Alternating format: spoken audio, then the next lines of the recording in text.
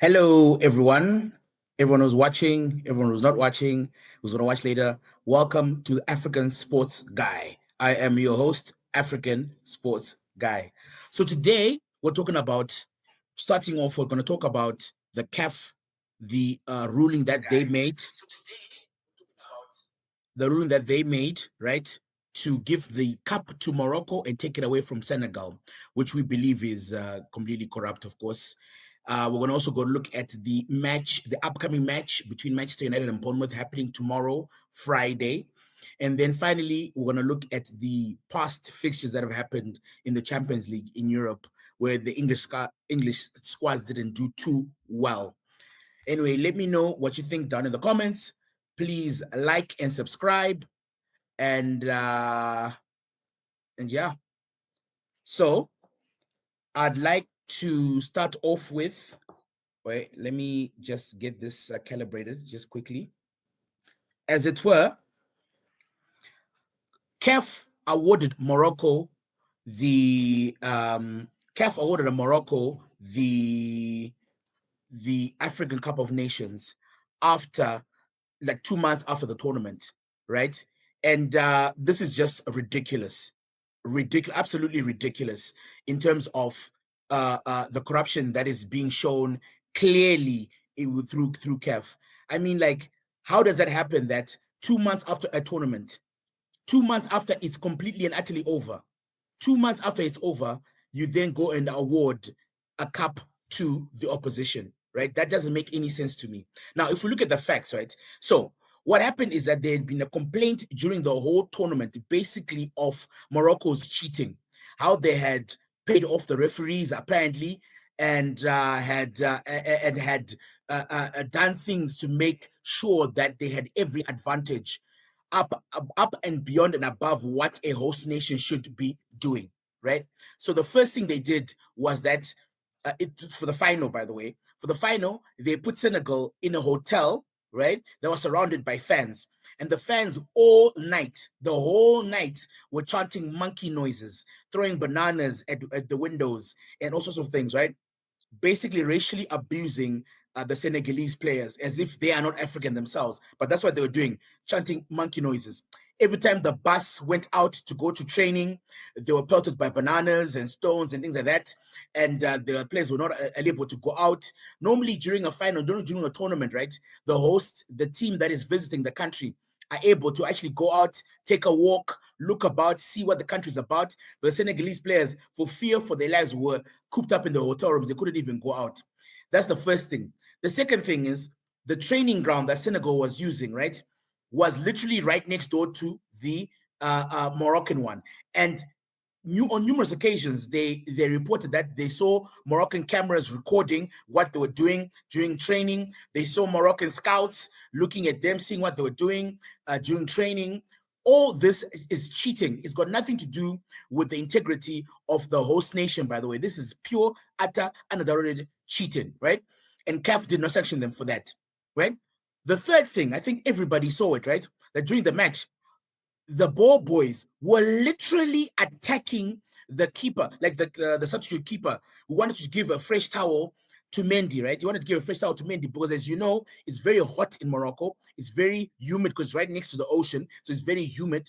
So they desperately need a towel to wipe your hands, to wipe the gloves, to wipe the ball, so that you'll be able to catch the ball properly, right? And so the Moroccan ball boys, and they were obviously under instruction because it wasn't the first time they did it. They did it against Cameroon again in the group stages. They did it against Nigeria, where they literally attacked the substitute goalkeeper who was trying to give the towel to the keeper. And every time the ball boys did it, they'll go and steal the ball. Not only did the ball boys get involved, Hakimi, a Champions League winner, Hakimi, right, was involved, and several other Moroccan players, right? So they were initially fined and then banned 2 or 3 matches. But guess what? On appeal, corruption, right? Hakimi's sentence was suspended, right? So in other words, he's not going to get fined. And the other player, I think he was banned 2 matches, and the amount of money he was fined was very negligible. It was reduced drastically, right? So imagine cheating again. Nothing happens to Morocco. Nothing, right? They get their fines and everything gets reduced on appeal. But Senegal's, they get the fine goes up for Senegal. They actually end up losing a cup. And so you've got that, right? So that's the third thing, the Tower Boy incidents. Then they had lasers from the crowd, literally lasers, right? Aiming at the goalkeeper's eyes, aiming at people's at players' eyes when they're taking free kicks and corner kicks and all sorts of things, right? Lasers pointing, which are illegal, by the way. The Moroccan team federation got a fine. I think it was something like 200,000 US dollars, but that was, I think, reduced to like $10,000 on appeal. Ridiculous, right? And then after that, so we talked about how there were racist chants outside the hotel, how there were fans lining up outside the hotel, how the training ground was subpar and substandard and was spied upon by Morocco themselves. We told you how they had a little access. Again, they had little access to the stadium to actually practice. The Tower Boy was attacking the substitute goalkeeper and actually fell on the pitch. Literally fell on the pitch of play during a final. Can you imagine? They fell on the pitch during the final, right? In terms of battling the Tower Boys battling the substitute goalkeeper for Senegal, right? And then you've got the lasers in the eyes of the players. That's not all. When the penalty was being given, the Moroccan players went to the VAR area of the referee. That's an absolute no-no. They invaded that area and intimidated the referee to give the penalty. That's actually what they did during VAR. Can you imagine that? Can you imagine that happening anywhere else on earth, right? Where the opposition team comes and floods the VAR area and nothing happens to them. No suspensions, no fines, nada, nothing. All of it get cancelled on appeal. How ridiculous. I mean, the corruption is so blatant, it's unbelievable. It's unbelievable. And this is what Africa has come to. Afcon is a joke. It's an absolute joke and a farce. In fact, Patrice Motsepe, who is the head of CAF, has been the worst. And let me say it again, has been the absolute worst head of CAF football that there's ever been. In fact, he actually appealed the job as a lol, as a joke. He didn't think he was going to get it. And then when he got it, he was surprised. He was actually surprised at him with no football experience. Of course, he owns the Mamelodi Sundowns.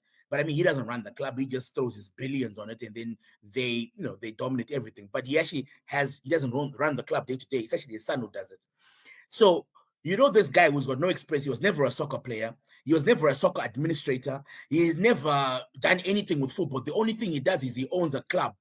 He's a billionaire who bought a club in South Africa, right? And he just pours billions into the club, but he doesn't actually run it day to day. That's the guy who's running CAF. I know he's a billionaire. I know that he's made money, right? But what has he actually done in terms of football administration? Zero, nada, nothing, right? And the fact that he's a businessman actually lends us to know how this can be. That 2 months after the tournament, in some boardroom, they award a cup to another team. In some boardroom, a final that was actually played. Now, if you look at the legal recourse, I think Senegal do have actually a very good chance of overturning that ruling at the Court of Arbitration of Sports, right, in Switzerland, because the actual referee, did not rule the game a forfeit. He didn't rule it in his report. He didn't report it to CAF as such. And so the referee ruled that game as a normal game, right? In other words, it was a normal game. So normally what happens in these situations is that the CAF, or the governing body, will actually enforce the rule or the law that was put forth by the actual referee, right? That is the normal course of events. But in this case, of course, we don't know. We know it's madness what happens at CAF, right? But so in terms of on appeal, Senegal should win the case quite comfortably, apparently, according to legal precedents, because this has never happened before in football. Now, I think it goes to a larger case of integrity in football, love for football, right? And this appointing of people who have never played the game to actually be governing and ruling. And I think that's the problem with African sports, I think. African sports in general always appoint people who've actually never played the sport themselves.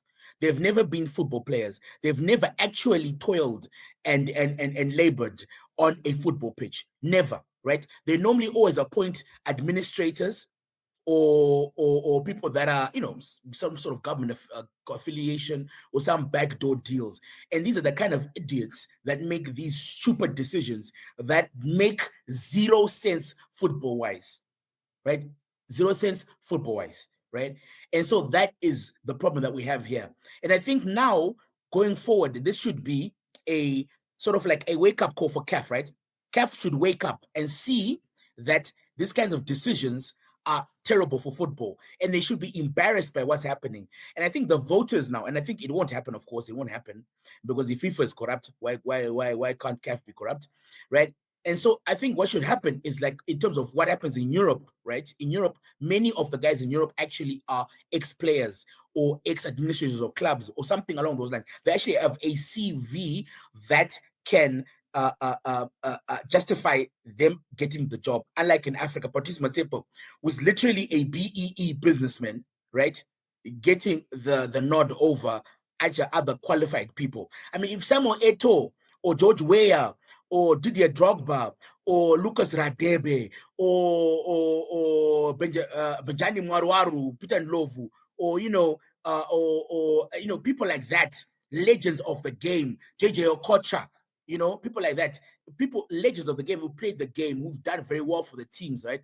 If they were the heads of CAF or administrators, this decision would never have happened.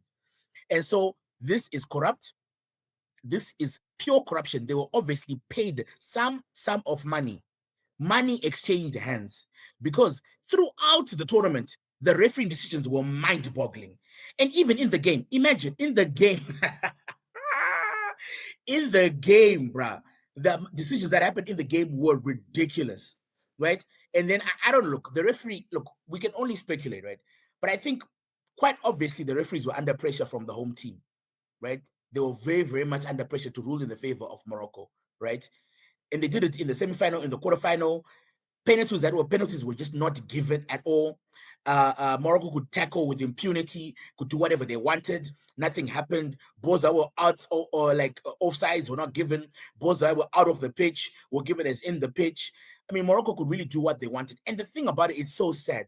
With Hakimi, with Brahim Diaz, with Mazraoui, they've got some very, very good players. And I think legitimately, right, if Morocco were actually concentrating on playing football instead of trying to accost the goalkeeper and taking towels away and accosting the referee, I think if they actually just concentrated on playing football, I 100% believe that they could have actually won this tournament legitimately and legally. I think the legal recourse has been outrageous. I think there's just a blatant corruption. Let me know what you think in the comments. Please let me know. And please just do like and subscribe, by the way. But let me know what you think in the comments. This behavior, really, we shouldn't condone such behavior. Really shouldn't. Okay. So now let's look at the Man United are playing tomorrow. They're playing Bournemouth tomorrow, right? And it's an important match for Manchester United because they are currently 3 points ahead of Aston Villa. Aston Villa are to play this weekend. Aston Villa are playing West Ham. West Ham again are in a relegation battle, and so this will be a tricky match for Aston Villa. Somerville might be back for West Ham. So in other words, it could be, he is the goal scoring machine for West Ham, really. With him, they take very well. And West Ham are under pressure to win because Tottenham are now playing quite well, right? Before, they had the luxury of Tottenham free falling. But from what we've seen from Liverpool, when they got a point in Liverpool, from what we've seen from Atletico Madrid, where they actually beat Atletico Madrid, we can see that Tottenham's performance has gone up, right? Forest are also playing quite well. Burnley, not really, but Wolves are playing quite well. So there's a lot of pressure on West Ham. They have to win this game. It would be unthinkable for West Ham to be relegated. I mean, they've been relegated before, but it's really, with the new stadium and, and the amount of money they get from the Premiership is really unthinkable. So it'll be really, this will not be an easy game for Aston Villa, although they are at home. I can see that being a draw. So if we win this match, we could end up being something like 6 points or 5 points ahead of Aston Villa. Now, Liverpool, and also remember, Aston Villa are playing tonight in the Europa League, right? They're playing in the Europa League. And so they have a lot of things on their minds, a lot of things that are going to be stopping them from flourishing, right?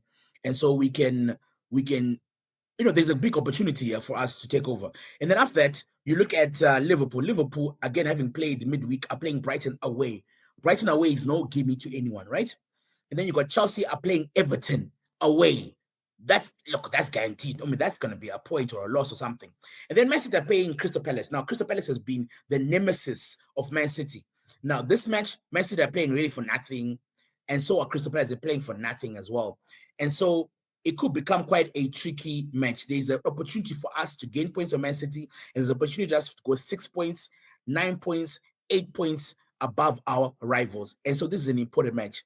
Now, if we look at Bournemouth, they have some injuries, right?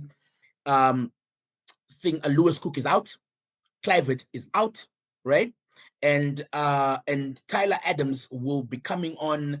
He played 5 minutes in the last match, so it's not really guaranteed that he will play the whole match. Even if he starts, he won't be there for the whole match. And so if you look at the first match, the first fix that we played against them, that's an entirely new midfield that's going to be coming onto the pitch, right, to face Manchester United. And then also, if you look at our team, right, it's also an entirely new midfield, because in the first game, remember, it was under Amorim, right, with a back three and two holding midfielders in Casemiro and Bruno Fernandes.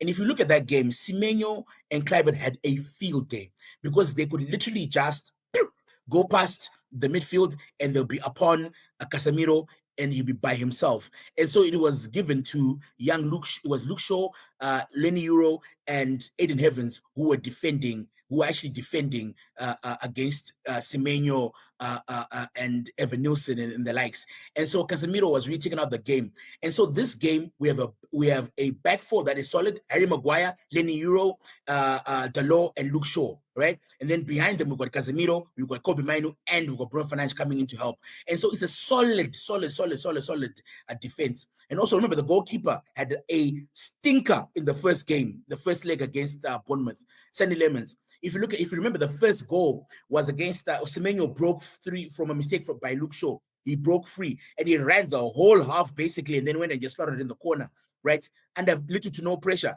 But you could see that Sandy Lemons was really flat-footed. You look at the free kick as well. The free kick that Bournemouth scored as well.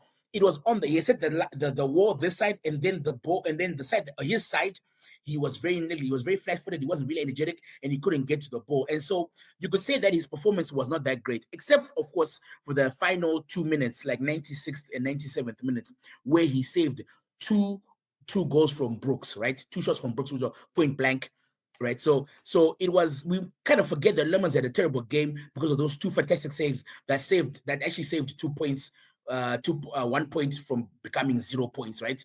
And so I think Lemons will be better. We'll have a more solid back four. We'll actually have a midfield in this game, and I think I will start Shesko, and I would put probably Mbeumo on the bench, because Ahmad gives us something going forward in terms of dribbling. He's one of the only players that can dribble past players.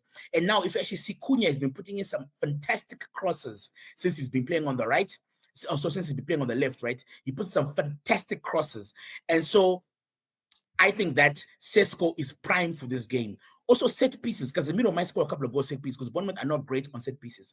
So I think set pieces, Bruno Fernandes, Sesko, Mateus Cunha, and Ahmad Mbeumo on the left and the right, I think that can actually do wonders for us. So I think we'll win this game comfortably. Although Bournemouth have had 14 draws. 14 draws. They're the draw kings of the Premiership, by the way. In the last 5 games, I think they've drawn 4 and 1-1. And so on paper, it kind of looks like a draw, right? And I agree with Jonathan, 3-0 to United. I think that's good. So I think what will happen in that game, right? On paper, it looks like Bournemouth and Man United are destined for a draw, because Bournemouth, by the way, at home, are very good in terms of their defense, right? They've only conceded something like 15 goals the entire season at home. And so they're very capable defenders. However, I think that they will be broken down by the Man United attack. If you look at, because I think it's 2 different games. Now, Bournemouth themselves are playing really for nothing. They're comfortable in the Premiership. They'll be under no pressure. And so I think that this is a definite win for Manchester United. And I agree with Jonathan with a 3-0 victory to Manchester United. If you think differently, please let us know in the comments. And please do like and subscribe. I always say like and subscribe. Let's move on finally to the European matches this week. Now, we saw that the English sides didn't do too well, right? Liverpool and Arsenal are the only teams that have gone through to the next round, to the quarterfinals. However, I think that people are looking at it from the wrong point of view. The fact that there were 6 teams in the first place, 6 teams in the first place, right? 5 qualifying automatically, and only Newcastle having to go to qualify outside the top 8. I think that in itself is already an achievement for England. We haven't seen Spain do it. We haven't seen Germany do it. We haven't seen anyone else doing it. And I promise you, it won't be the last time. I think what's happened is that it's been a combination of many things. If you look at Arsenal, Man City, right? They have been confronted with this title race. They are very, very close. So I think Man City and Arsenal have really been concentrating on the title race. Now, Arsenal's squad is quite tremendous. They've got 2 players for every position. They're well coached. They're well informed. And so they were able to deal with Leverkusen, right? Quite comfortably. And even in the first leg, although Leverkusen played well, you could tell that that was the best they could ever do. Arsenal could always go up another level. And they did in their fixture, right? They did, and they played well. I mean, Eze's goal, champagne football. And Rice as well. What a shindigi from outside the box. Very well placed shot. And so Arsenal, I think, were comfortable winners, and we're always going to be comfortable. Man City have a structural problem. They have a structural problem in their midfield. They have 2 guys in Rodri and Bernardo Silva that are very, very old. So in other words, they play very well in the first half of games. In the second half, they always taper off. And that's why Man City have constantly lost the big games this season. The only big game they've won this season is against Liverpool. Otherwise, they've lost every other game. When Man City went to Arsenal, they parked the bus. They really parked the bus, which was kind of embarrassing for Guardiola. We don't expect this from him, right? We don't expect this from him, right? We don't expect Guardiola to park the bus and not actually play football, right? We expect him to be more proactive, to be attacking, and the mentality. And you can see, because of how his squad is constructed, he knows that he's virtually got no midfield, right? And so Man City have always had a flow, and I think that's why Real Madrid were able to exploit that flow. If you look at the first leg that Real Madrid played, they literally just picked young players. I mean, they had a 16-year-old, an 18-year-old just playing because what they wanted was legs, just to outrun Man City. And so I don't think that will translate against Bayern Munich. I think that would be a very challenging fixture for Real Madrid. Also, I think for Real Madrid as well, another important thing for Real Madrid is that Mbappe wasn't playing. And some of you might say, oh, but wait a minute. Yes, because Mbappe wasn't playing, they were able to play an extra midfielder. So they had extra legs in midfield to outrun Man City.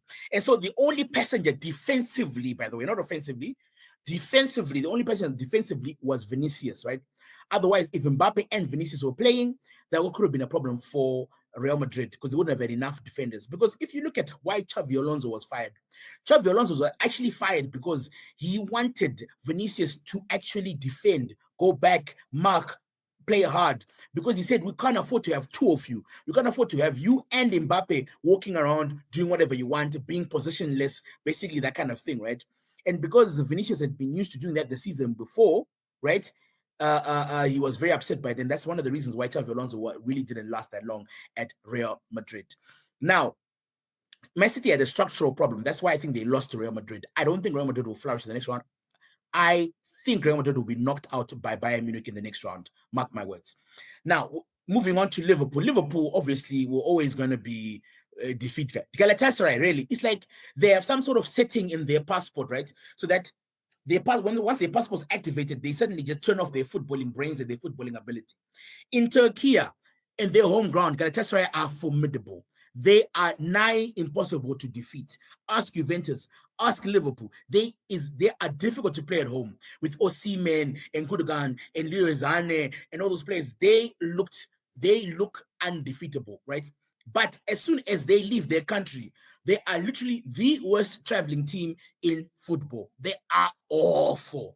And so that was an inevitable fixture. However, as inevitable as it might have been, the manner in which Liverpool played was superb. They were amazing on the night. I mean, they couldn't even afford Salah to miss penalties. McAllister missed like basic one-on-ones underneath the post.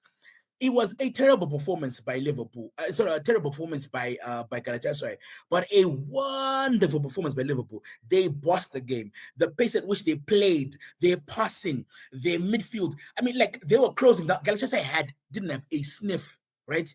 If you look at the German guy, Wits, he missed so many chances. McAllister missed 2 tap-ins, basically. Egetike missed a chance underneath the bar. Salah missed 2 or 3 chances and he missed a penalty, but he still scored and assisted.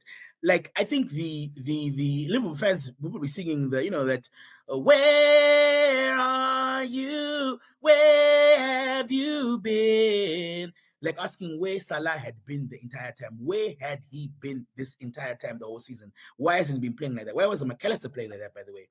But anyway, Liverpool go through. I think if they can play to this level, there's no reason why they can't actually win the trophy. Inevitably, I think they won't play to that level. I think it was because they were at home. I think Slot Job was in jeopardy. So I think they had to put in quite a lot of effort to make sure that they go through. If we look at Newcastle, now Newcastle was a comical performance at best. Why did Eddie Howe start Trippier? Oh, my goodness. Talk about bony-headed managerial decisions. Trippier, he was always going to be a liability. At home, I can understand. Because at home, maybe you can say, look, at home, we're going to be attacking more. Trippier can come in through set pieces, blah, blah, blah. But away from home, why not play Livramento? Livramento was fit. Why not play him? Oh, my God. Trippier, he gave away the game. Trippier destroyed just by himself. He gave away the penalty. He was a fault for the first goal. I mean, like, he was awful. The second goal, the set piece, the short piece. I mean, like, when does Newcastle concede set pieces from Barcelona? I mean, come on, man. You saw Bernie dropped off. I mean, like, okay. So Trippier was awful. That was a terrible decision to make him, to pick him. He should have picked Livramento. And then I don't know what he said to his team. They look like they didn't believe they were supposed to be there. If you look at especially the two central defenders, that Dominic Thiaw and Burn, they were poor, very, very poor this game, extremely awful. And he was like, they were like scared to be playing there. They were frightened. They were like little bunny rabbits. They made mistake after mistake after mistake after mistake. The amount of times Burn played people onside was ridiculous. I mean, like Trippier did a mark Rafinha, right, for the second goal. However, what was Ben doing playing the guys, everybody onside? What was he doing? It's insanity. It was like they were panicking. Thiaw, how many times did he like give the ball away in the middle of the park? Ramsey, look, in primary school, we're taught you do not pass across your goal. You just don't do it, especially when you're in your own half, right? You just don't pass across. You're inviting danger. What does Ramsey do? Literally in his penalty box, he passes across and gives the ball to was it Rafinha? And then Rafinha goes. I mean, just giving away goals for free, like the candy. They should have lost this game 10 or 11-0. That's how poor they were. It was like they were playing, they forgot profession. They were really, really unprofessional. So that was an embarrassment to football when I look at it. Chelsea and Newcastle, honestly, they should fire their coaches for negligence. The Chelsea manager should be fired. The Newcastle manager should be fired today. That was such a negligent performance. So Barcelona looked better than they should have looked. I think Atletico Madrid will knock them out in the next round. Barcelona, nothing to write home about. Whenever Newcastle attacked, they looked so vulnerable on the counter. They looked so vulnerable, like it's just shocking. And they had virtually their full squad there. I mean, Jules Koundé was missing, but everyone else was there, really. So I don't see Barcelona improving from where they were. I think this is a false dawn. I think they will be destroyed by Atletico. If they don't destroy by Atletico, they'll be destroyed by Arsenal in the next round. Now that brings us to Chelsea. Chelsea were again pathetic. I mean, that image of Rafinha giving Garnacho that note in the 83rd minute when they were 8-2 down. One wonders what was written on that note. What was written on that note? You're already 8-2 down. What difference are you going to make? What difference? Are they going to score 8 goals in 5 minutes? No, they're not. So what is the point of that? It was nonsense. Rafinha has no business managing a Premier League squad. He really doesn't. That note is embarrassing. It's embarrassing. I've never seen that in my life in football. And did you see his interview after the match? He's like, well, he threw his player under the bus, the Sarlighty on the right back who was coming in for Reece James because Reece James was injured. He threw him under the bus, right? It's like, oh, we got to make that, just threw him under the bus. Secondly, he's like, hoping to keep things tight and then do something set pieces. His plan was set pieces. He was 3-0 down and his plan was set pieces. Liam Rafinha, right? Yeah, Jonathan, for sure. Garnacho was not even interested. You could see it was like in school. It's like a classroom, and when your teacher is like shouting at you as a student, right? He's shouting at you, and you're just kind of like you don't want to be disrespectful, but you're kind of looking on the side like, hey, what is this damn teacher tell me to do? Right? It's ridiculous. Rosinia has no right coaching a Premiership squad. I mean, like he has no right, man. His plan was corners, people. Corners. He's 3-0 down against the European champions, PSG, one of the best teams in Europe, if not the best team in Europe. I mean, Chelsea won the World Championship, but look, quite honest, we know that they're not the best team in Europe. But his plan was corners. But corners. That was his plan. And so for me, look, it makes no sense that it was embarrassing. It was embarrassing for football watching Chelsea play. It was embarrassing for Newcastle, especially the second half display was embarrassing. Look, both teams, Newcastle and Chelsea, if you stop the games at halftime in the first leg, they looked like they were in the game. If you look at that first leg, right, if you stopped at halftime, Chelsea were the better team. They were actually the better team. But of course, football's not played in 45 minutes, it's played over 90 minutes. And look, Chelsea were awful. I mean, like it just shows you the coaching. Because what happens at halftime, right? The coach has an impact on the team. You can either motivate, you can, we know Arsene Wenger was very tactical in how he did things at halftime, and often you saw Arsenal changing at halftime. Ferguson, famously for his hair dryer treatment, literally players were in physical danger, right, during halftime team talks. David Moyes the same. And so these coaches, they impact the team at halftime. And you can clearly see that Liam Rosinha had no plan. Eddie Howe had no plan. In his press conference, like, we're playing well, and so, we just thought we just do the same thing over again. That's what he said, Eddie Howe, at halftime when they're 3 down at Nou Camp against Barcelona. So they had no plan. They had no plan to instill confidence in the players. They had no plan, like any tactical plan. Liam Rosinha literally had corners as his plan. So those two teams are an embarrassment, absolute embarrassment. So let's put them aside, right? So we've got 3 teams. Arsenal played well, Liverpool played well, Man City have got a structural flaw. Really, it's not their fault, but it is their fault. I mean, they were structural flaw in the midfield.